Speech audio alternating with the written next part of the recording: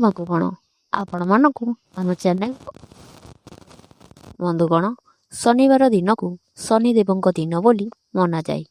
ଏହି ଦିନ କରାଯାଇଥିବା କିଛି ଭଲ କାମ ମଣିଷର ଜୀବନକୁ ବଦଳାଇ ଦେଇପାରେ ବୋଲି ବିଶ୍ୱାସ ଅଛି। ଅନେକ ଲୋକଙ୍କ ଜୀବନରେ ଟଙ୍କା ସମସ୍ୟା, କାମରେ ବାଧା, ଘରେ ଅଶାନ୍ତି କିମ୍ବା ମନରେ ସ୍ଥିତ ଚାପ ଦେଖାଯାଏ।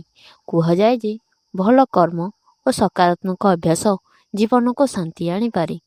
ଆଜିର ଏ ଭିଡ଼ିଓରେ ଆମେ ଜାଣିବା ଶନିବାର ଦିନ କେଉଁ କାମ କଲେ ଜୀବନରେ ସକାରାତ୍ମକ ପରିବର୍ତ୍ତନ ଆସିପାରେ।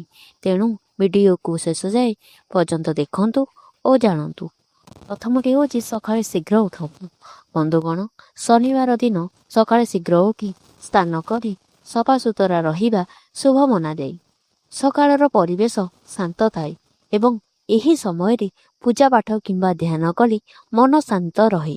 ସକାଳେ ଭଲ ଭାବରେ ଦିନ ଆରମ୍ଭ କଲେ ସାରା ଦିନ ପଜିଟିଭ୍ ଏନର୍ଜି ରହିଥାଏ। ପିପିଲି ଗଛରେ ଦୀପ ଜଳାନ୍ତୁ।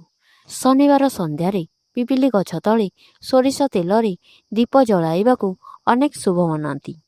କୁହାଯାଏ ଏହା କଲେ ନେଗେଟିଭ୍ ଭାବନା ଦୂର ହୁଏ ଏବଂ ମନରେ ଶାନ୍ତି ଆସେ। ଦୀପ ଜଳାଇବା ସମୟରେ ମନରେ ଭଲ ଭାବନା ରଖନ୍ତୁ ଏବଂ କାହାକୁ ଖରାପ ଚିନ୍ତା କରନ୍ତୁ ନାହିଁ। ଦାନ କରନ୍ତୁ। ବନ୍ଧୁଗଣ, ଗରିବ କିମ୍ବା ଆବଶ୍ୟକ ଥିବା ଲୋକଙ୍କୁ ସାହାଯ୍ୟ କରିବା ଏକ ବଡ଼ ପୁଣ୍ୟ କାମ ବୋଲି ଧରାଯାଏ। ଶନିବାର ଦିନ ଖାଦ୍ୟ, କଳା ଡାଲି, କଳା ବସ୍ତ୍ର କିମ୍ବା ଆବଶ୍ୟକ ଜିନିଷ ଦାନ କରିପାରିବେ।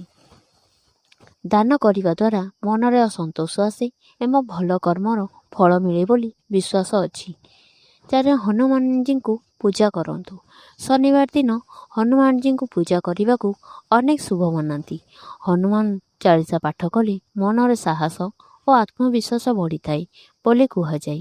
ଯଦି ଆପଣ ଚିନ୍ତା କିମ୍ବା ଭୟରେ ଅଛନ୍ତି ତେବେ ଭକ୍ତି ଭାବରେ ପ୍ରାର୍ଥନା କରନ୍ତୁ।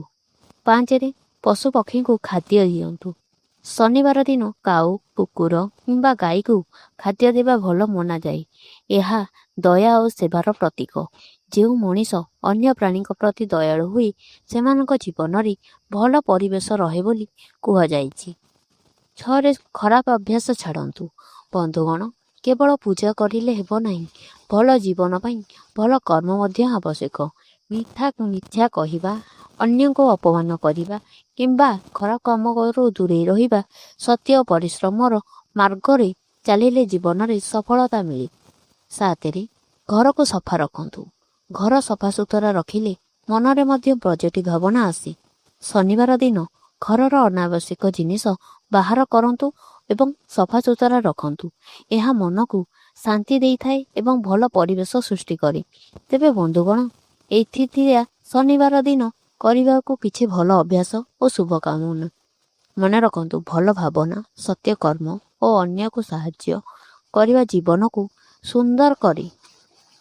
ଭିଡ଼ିଓଟି ଭଲ ଲାଗିଲେ ଲାଇକ୍ କରନ୍ତୁ, ସେୟାର କରନ୍ତୁ ଏବଂ ଆମ ଚ୍ୟାନେଲକୁ ସବସ୍କ୍ରାଇବ୍ କରିବାକୁ ଭୁଲିବେ ନାହିଁ। କମେଣ୍ଟରେ ନିଶ୍ଚିନ୍ତ ଲେଖନ୍ତୁ। ଜୟ ଶନିଦେବ। ଧନ୍ୟବାଦ।